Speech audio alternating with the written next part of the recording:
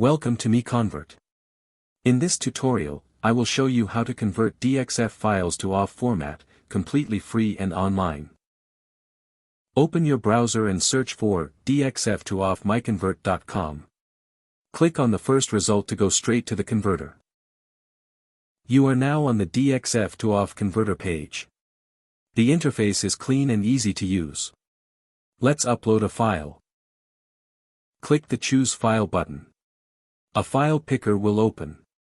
Select the DXF file you want to convert, then click Open. Your file is loaded and ready. You can see the file name, size, and destination format. Click Convert now to start the conversion. The conversion is in progress. You can see the progress bar moving.